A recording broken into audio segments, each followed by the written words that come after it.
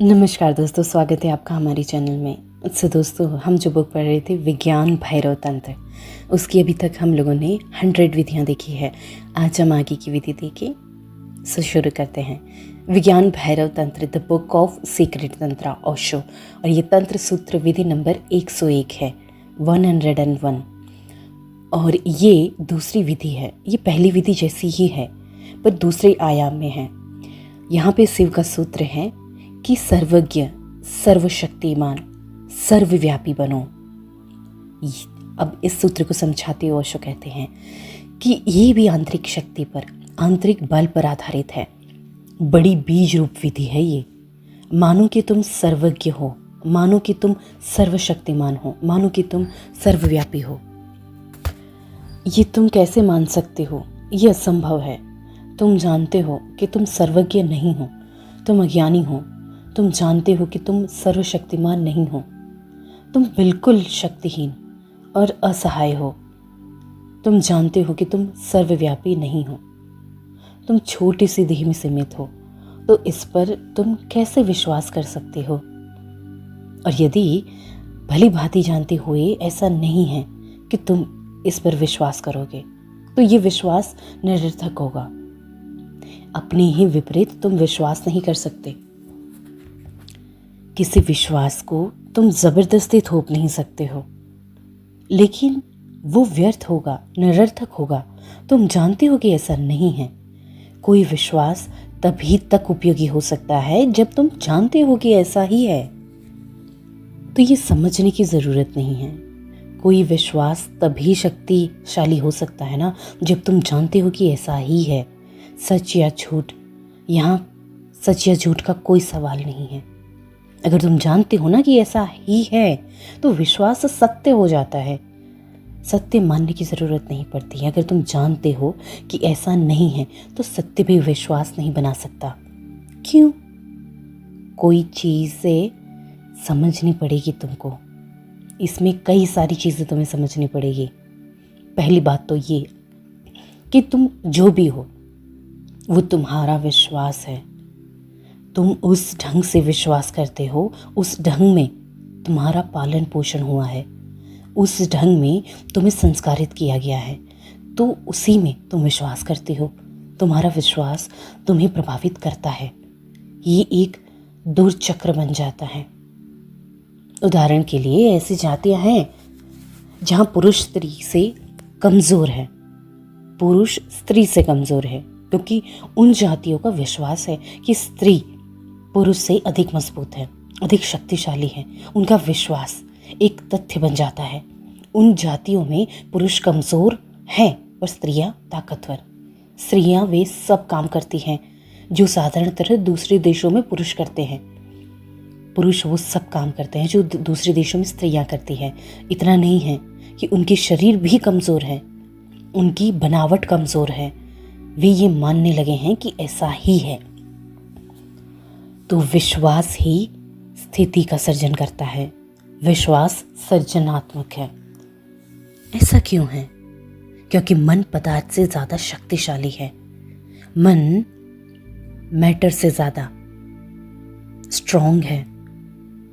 यदि मन सच में ही कुछ जान लेता है ना, तो पदार्थ को उसका अनुकरण करना पड़ता है, मैटर को उसका अनुकरण करना पड़ता है, उसको फॉलो करना पड़ता है।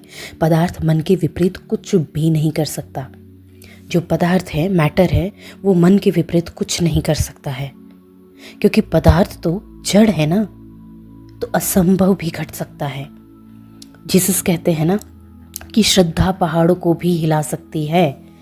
श्रद्धा पहाड़ों को हिला सकती है, और यदि ना हिला सके ना, तो उसका अर्थ है कि तुम्हें श्रद्धा ही नहीं है।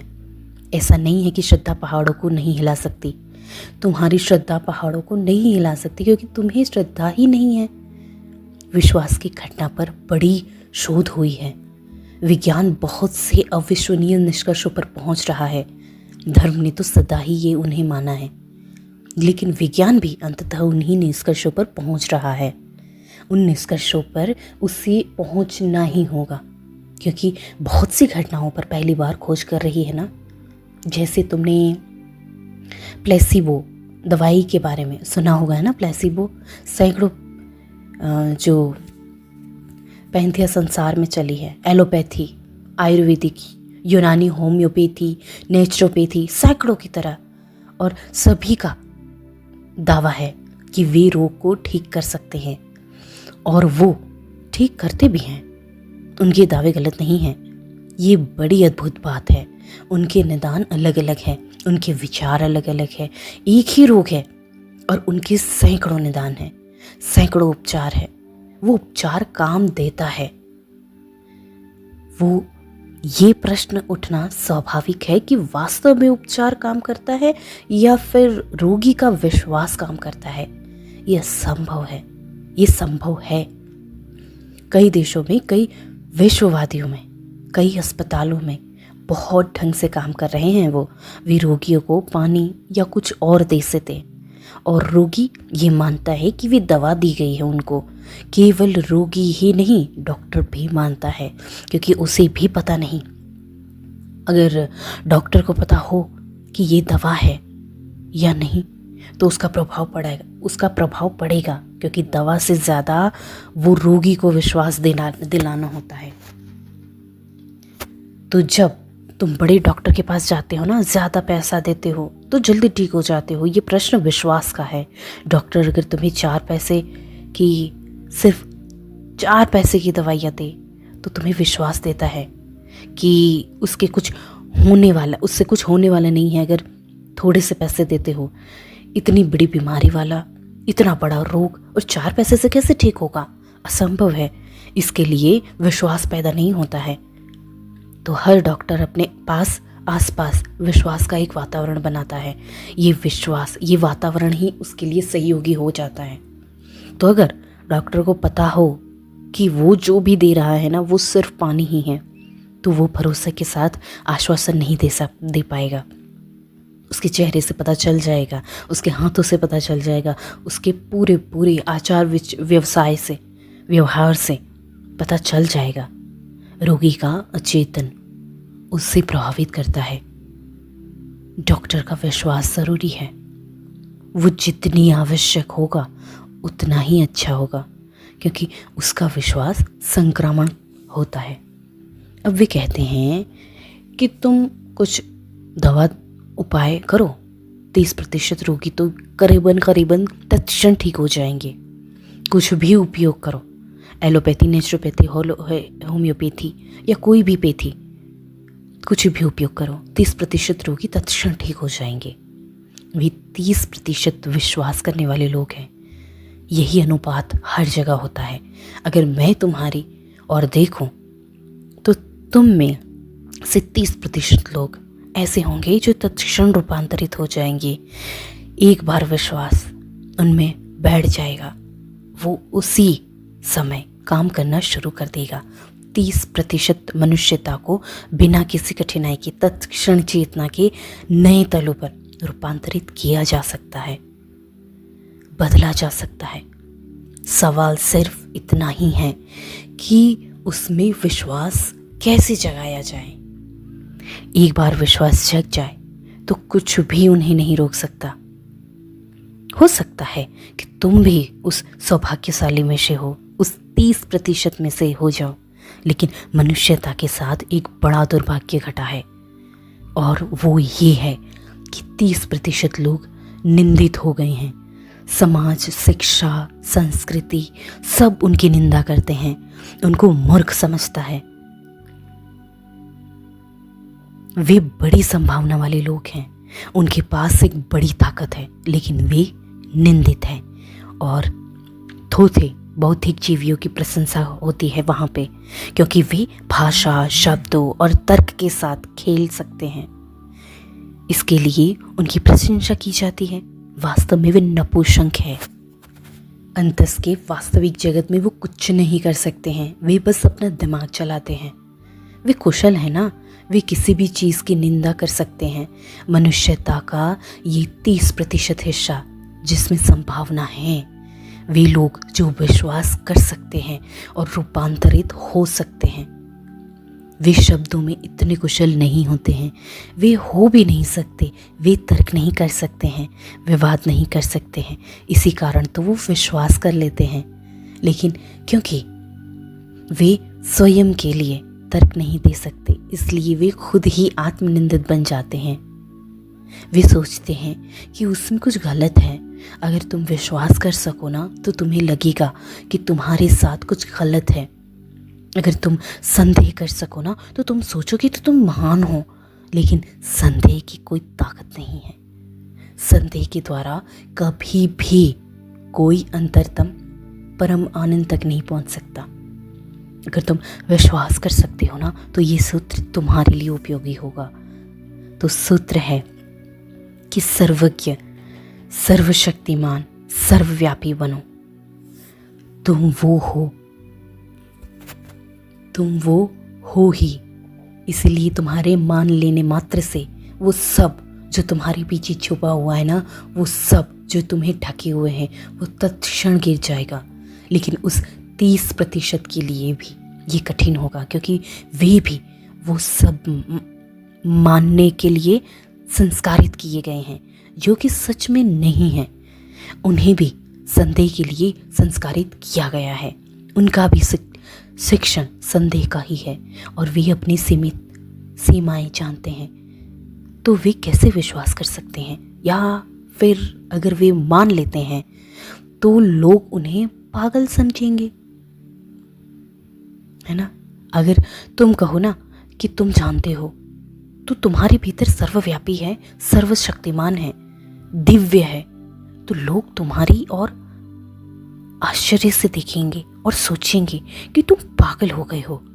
जब तक तुम पागल ही ना हो जाओ, ये सब कैसे मान सकते हैं? लेकिन कुछ करके देखो, प्रारंभ से शुरू करो, इस घटना का थोड़ा स्वाद लो और फिर विश्वास पीछे पीछे चला आएगा। अगर ये विधि तुम करना चाहो ना तो फिर पहले से ये करो, अपनी आंखें बंद करो और भाव करो कि तुम्हारा कोई शरीर नहीं है। भाव करो कि जैसे मिट गया है, खो गया है, तब तुम अपनी सर्वव्यापकता का अनुभव कर सकते हो। शरीर के साथ तो ये कठिन है। इसी कारण कई परंपराएं कहती हैं ना कि तुम शरीर नहीं हो, क्योंकि शरीर के साथ सीमाएं आ जाती है। तुम शरीर नहीं हो, ये अनुभव करना कठिन नहीं है, क्योंकि सच में तुम शरीर नहीं हो। ये केवल एक संस्कार है, तुम शरीर नहीं हो। बहुत सी घटनाएं हैं जो इस बात का स्पष्टीकरण करती है, स्पष्ट करती है। सिलोन में बौद्ध भिक्षु आग पर चलते हैं, भारत में भी चलते हैं, लेकिन सिलोन की घटनाएं अद्भुत हैं। वे घंटों आग पर चलते हैं और चलते नहीं हैं। कुछ वर्षों पहले ऐसा हुआ था कि एक ईसाई मिशनरी या फायर वॉक देखने गया था। ईसाई मिशनरी ये वे पूर्णिमा की उस रात करते थे जब बुद्ध ज्ञान को उपलब्ध हुए थे, क्योंकि उनका कहना था कि उस रात जगत को पता चला कि शरीर कुछ भी नहीं है, पदार्थ कुछ भी नहीं है, कि अंतरात्मा सर्वव्यापकता है और आग उसे जला नहीं सकती है। लेकिन जिस भिक्षुओं को आग पर चलना होता है ना, वे उससे पहले 1 वर्ष तक प्राणायाम, उपवास और अपने शरीर को शुद्ध करते हैं। अगर अपने मन को शुद्ध करने के लिए, खाली करने के लिए वे ध्यान करते हैं कि वे शरीर नहीं हैं। 1 वर्ष वे लगातार तैयारी करते हैं। 1 वर्ष तक 50-60 भिक्षुओं की समूह ये भाव करता है कि वे अपने शरीर में नहीं हैं। 1 वर्ष लंबा समय है। हर क्षण केवल एक ही बात सोचते हुए अपने शरीर, मैं शरीर नहीं हूं। लगातार एक ही बात दोहराते हुए शरीर एक ब्रह्म है, वे ऐसे ही मानने लगते हैं। तब भी उन्हें आग पर चलने के लिए बाध्य नहीं किया जा सकता, उन्हें आग के पास लाया जाता है।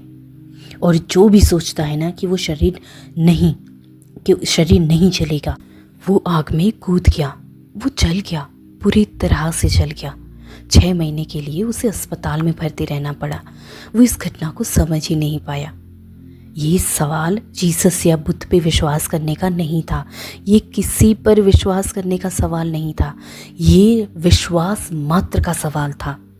और ये विश्वास गहन होना चाहिए। जब तक वो तुम्हारे प्राणों के केंद्र पर ना पहुंच जाए वो काम नहीं करेगा। वो ईसाई मिशनरी सम्मोहन और उससे जुड़ी घटनाओं का अध्ययन करने के लिए, ये जानने के लिए कि फायर वॉकिंग के समय क्या होता है, वापस इंग्लैंड गया। फिर उन्होंने 2 भिक्षुओं को प्रदर्शन के लिए ऑक्सफोर्ड यूनिवर्सिटी बुलाया। वे आग पर भी चले। इस प्रयोग को कई बार दोहराया गया। फिर उन 2 भिक्षुओं को देखा कि एक प्रोफेसर उनकी ओर देख रहा था और वो इतना गहरा डूब कर देख रहा था कि उनकी आंखों में और उनके चेहरे पर एक मस्ती छा गई थी। वे दोनों भिक्षु उस प्रोफेसर के साथ गए और उससे बोला कि तुम भी हमारे साथ आ सकते हो।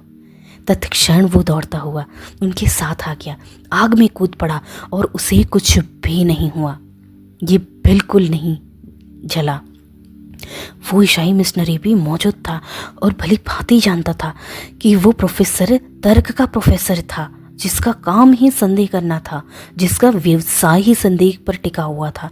तो वो उस आदमी से बोला, ये क्या है? तुमने तो चमत्कार कर दिया। मैं ये नहीं कर सकता था,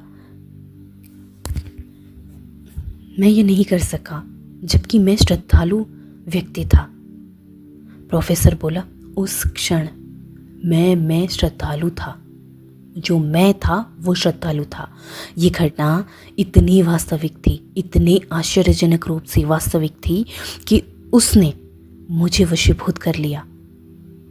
ये इतना स्पष्ट था कि शरीर कुछ भी नहीं है और मन सब कुछ है। और उस भिक्षुओं के साथ मेरी ऐसी तादात्म्यता बैठ गई कि जिस क्षण उन्होंने मुझे आमंत्रित किया तो मुझे ज़रा भी झिझक नहीं हुई। आग पर चलना इतना आसान जैसा आग हो ही नहीं। उसमें उस क्षण कोई झिझक नहीं थी, कोई संदेह नहीं था। ये है कुंजी। तो पहले इस प्रयोग को करके देखो। कुछ दिन के लिए आंखें बंद करके बैठो और बस यही सोचो कि तुम शरीर नहीं हो। केवल सोचो ही नहीं बल्कि भाव करो कि तुम शरीर नहीं हो। और अगर तुम आंखें बंद करके बैठो तो एक दूरी निर्मित हो जाएगी। तुम्हारा शरीर दूर हो जाता है, तुम भीतर की ओर सरक जाते हो। एक दूरी बन गई। अब जल्दी ही तुम ये महसूस कर सकोगे कि तुम शरीर नहीं हो। अगर तुम्हें स्पष्ट अनुभव हो कि तुम शरीर नहीं हो तो तुम मान सकते हो कि तुम सर्वव्यापी हो, सर्वशक्तिमान हो, सर्वज्ञ हो। इस सर्वशक्तिमान का, ये सर्वज्ञता का कथाकथित जानकारी से कोई लेना देना नहीं है। ये एक अनुभव है, एक अनुभव का विस्फोट है कि तुम जानते हो। ये समझ लेने जैसा है, खास करके पश्चिमी में, वेस्टर्न साइड। क्योंकि जब भी तुम कुछ कहते हो ना तुम जानते हो, तो वो कहेंगे क्यों, क्या तुम क्या जानते हो? जानकारी किस चीज़ की होनी चाहिए? कुछ होना चाहिए जिसे तुम जानते हो। अगर सवाल कुछ जानने का है ना तो तुम सर्वज्ञ नहीं हो, क्योंकि जानने के लिए फिर अंत तथ्य है। उन अर्थों में तो कोई भी सर्वज्ञ नहीं हो सकता है। ये कारण है कि जब जैन कहते हैं कि महावीर सर्वज्ञ है तो पश्चिम में वे हंसते ही रहते हैं। क्योंकि यदि महावीर सर्वज्ञ है तो उन्हें ज़रूर ये सब पता होना चाहिए कि विज्ञान अब खोज रहा है और भविष्य में खोजेगा। लेकिन ऐसा नहीं है। वो ऐसी कई चीज़ें करते हैं जो विज्ञान की विपरीत होती है, जो सत्य नहीं हो सकती। तो वो तथ्यगत नहीं हो सकती है। उस अर्थों में उनकी जानकारी यदि सर्वज्ञ है तो उसमें कोई गलती नहीं होनी चाहिए, लेकिन उसमें गलतियां हैं। ईसाई मानते हैं कि जीसस सर्वज्ञ है, लेकिन आधुनिक मन हंसेगा उस पर, क्योंकि वो सर्वज्ञ नहीं है। संसार के तथ्यों को जानने के अर्थ में वो सर्वज्ञ नहीं है। संसार के तथ्यों को जानने के अर्थ में वो नहीं जानते थे कि पृथ्वी गोल है, वो नहीं जानते थे, तो ये मानते थे कि पृथ्वी चपटी है। वो नहीं जानते थे कि पृथ्वी लाखों वर्षों के अस्तित्व में है।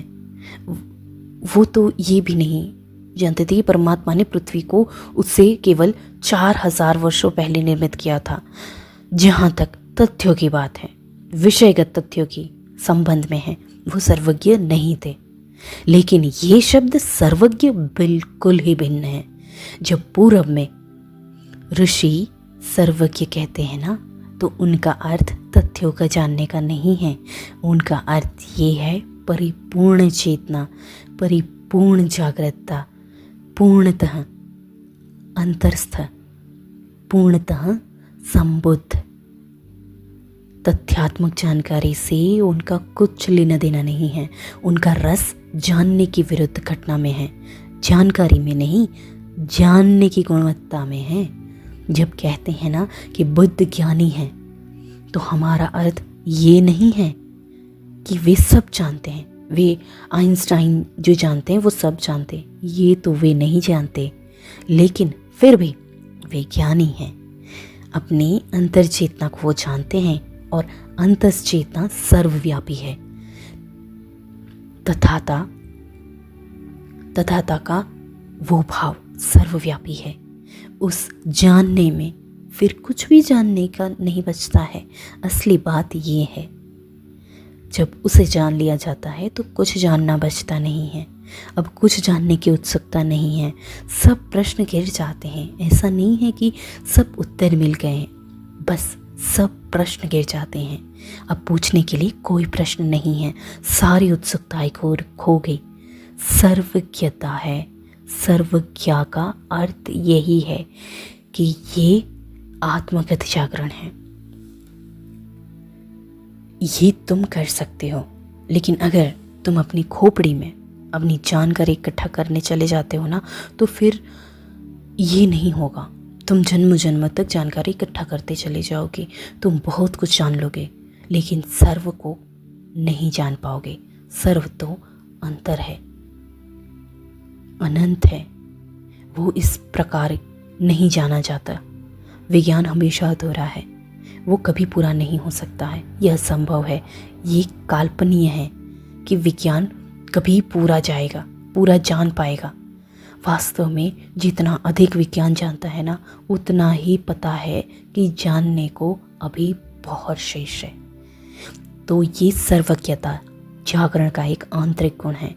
ध्यान करो और अपनी चारों विचारों को गिरा दो। जब तुम में कोई विचार नहीं होगा, तब तुम महसूस करोगी कि ये सर्वज्ञता क्या है, ये सब जान लेना क्या है। जब कोई विचार नहीं होता है ना, तो चेतना शुद्धतम हो जाती है, विशुद्ध हो जाती है। उस विशुद्ध चेतना में तुम्हें कोई समस्या नहीं रहती है, सब प्रश्न गिर गए। तुम स्वयं को जानते हो, अब अपनी आत्मा को जानते हो। और जब तुमने अपनी आत्मा को जान लिया तो सब जान लिया, क्योंकि तुम्हारी आत्मा हर किसी की आत्मा का केंद्र है। वास्तव में तुम्हारी आत्मा ही सबकी आत्मा है। तुम्हारा केंद्र पूरे जगत का केंद्र है। इतने अर्थों में उपनिषदों ने आम ब्रह्मास्मि की घटना घोषित की है। मैं ही ब्रह्म हूँ, मैं पूर्ण हूँ। एक बार तुमने अपनी आत्मा की ये छोटी सी घटना जान ली तो तुमने अनंत को जान लिया। तुम बिल्कुल सागर की बूंद जैसे हो। अगर एक बूंद को भी जान लिया ना, तो पूरे सागर का राज खुल जाता है। सर्वज्ञ, सर्वशक्तिमान, सर्वव्यापी मानो। लेकिन ये मानना भरोसे से ही आएगा।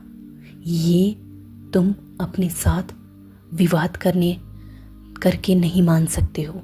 तुम किसी तर्क से अपने आप को नहीं समझा सकते हो। ऐसे भाव के स्रोत के लिए तुम्हें अपनी भीतर गहराई की खुदाई करनी होगी। ये मानना शब्द बड़ा अर्थपूर्ण है। इसका अर्थ ये नहीं है कि तुमने कुछ स्वीकार कर लिया है, नहीं, क्योंकि स्वीकार कर लेने तो बड़ी तर्कसंगत बात हुई ना।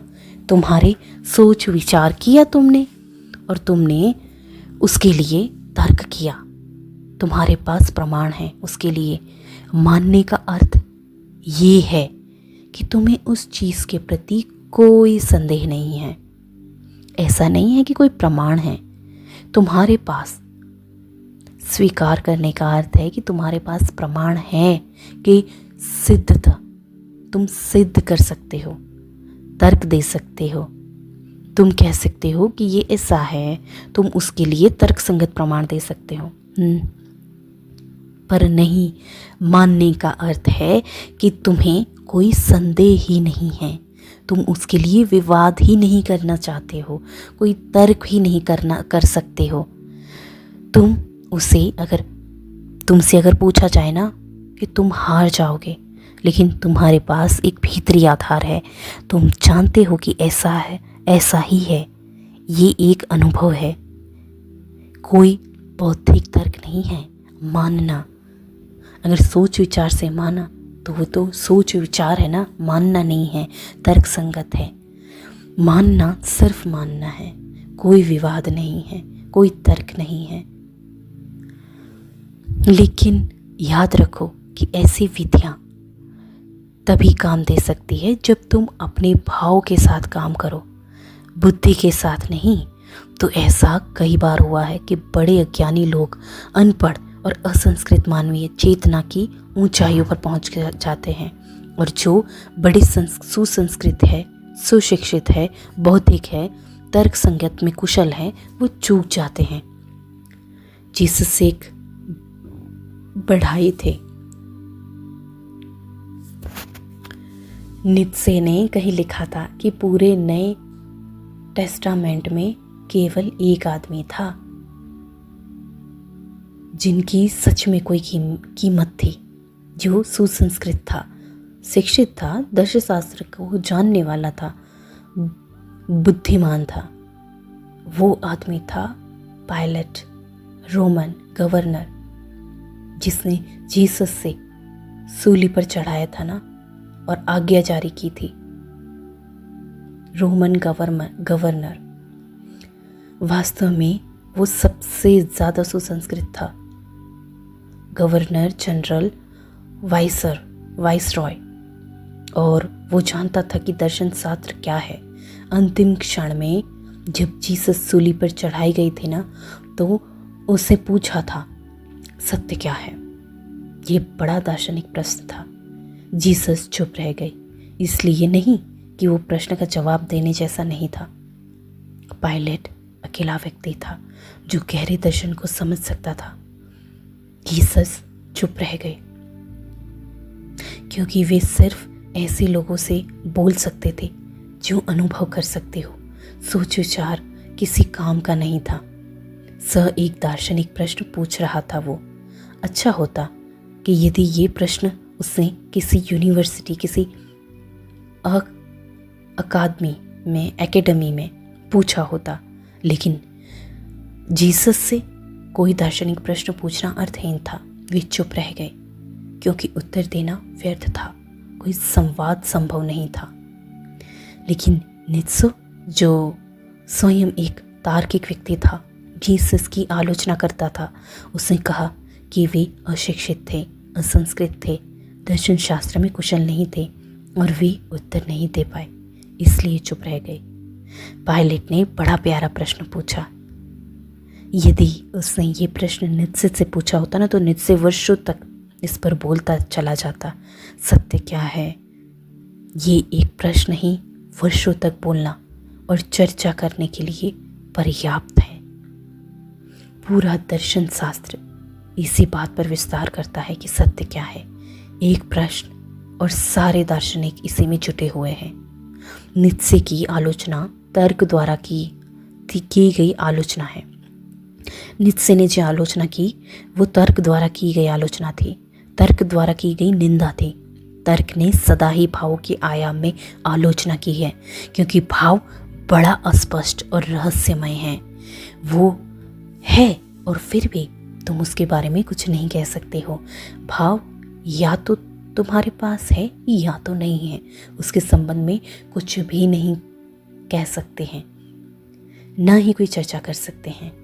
तुम्हारे भी कई विश्वास हैं, लेकिन वे विश्वास स्वीकार कर लिए गए धारणाओं पर है। वे विश्वास नहीं है क्योंकि तुम्हें उसके प्रति संदेह है। तुमने उस संदेहों को अपने तर्कों से कुचल डाला है, लेकिन वे अभी भी जिंदा हैं। तुम उसके ऊपर बैठे हुए हो, लेकिन वे वहीं पर ही हैं। तुम उससे लड़ते रहते हो, लेकिन वे अभी मरे नहीं हैं। वे मर नहीं सकते हैं।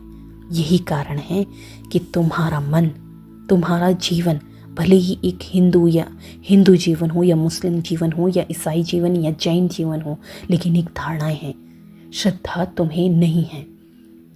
मैं तुम्हें एक कहानी सुनाता हूँ। जीसस ने अपने शिष्य से कहा था कि वे नाव से उस झील को दूसरे किनारे पर चले जाएंगे जहाँ वे सब ठहरे हुए हैं, और वे बोले मैं बाद में आऊँगा।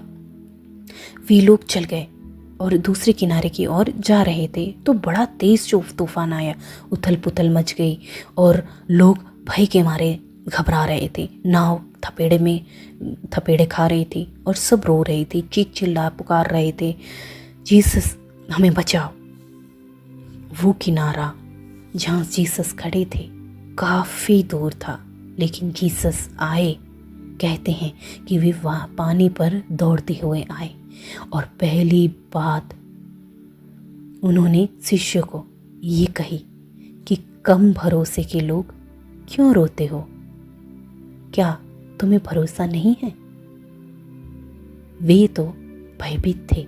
जीसस बोले अगर तुम्हें भरोसा है तो नाव से उतरो और चलकर मेरी ओर आओ। वो पानी पर खड़े हुए थे। शिष्य ने अपनी आंखों से देखा कि वे पानी पर खड़े थे, लेकिन फिर भी ये मानना कठिन था। जरूर अपने मन में उन्होंने सोचा था कि ये कोई चाल है, या हो सकता है कि कोई भ्रम है, या ये जीसस ही ना हो, शायद ये शैतान हो जो उन्हें कई प्रलोभन दे रहा हो। तो वे एक दूसरे का मुंह देखने लगे कि कौन चलकर जाएगा। फिर एक शिष्य नाव से उतरकर चला और सच में वो चल पाया। वो तो अपनी आंखों पर विश्वास ना कर सके। वो पानी पर चल रहा था। जब वो शिष्य के करीब आया तो बोला कैसे, ये कैसे हो गया? तत्क्षण पूरा चमत्कार हो गया। कैसे? और वो डूबने लगा। जीसस ने उसे बाहर निकाला और बोला कम भरोसे से आदमी, तू ये ऐसा सवाल क्यों पूछ रहा है? कम भरोसे के आदमी, तू ये कैसा सवाल पूछ रहा है और ये सवाल क्यों पूछ रहा है? लेकिन बुद्धि क्यों और कैसे पूछती है? बुद्धि पूछती है, बुद्धि प्रश्न उठाती है। भरोसा है सब प्रश्नों का गिरा देना। अगर तुम सब प्रश्नों को गिरा सको और भरोसा कर सको तो ये विधि तुम्हारे लिए चमत्कार है। सो इसी के साथ ये विधि समाप्त होती है। बहुत ही अद्भुत विधि है, सबको करनी चाहिए। जिसको भरोसा है उसे तो ये करनी ही चाहिए। 30% लोग, जैसे ओशो ने कहा। अभी तक मुझे इतने प्रेमपूर्ण और इतने ध्यान से सुनने के लिए धन्यवाद।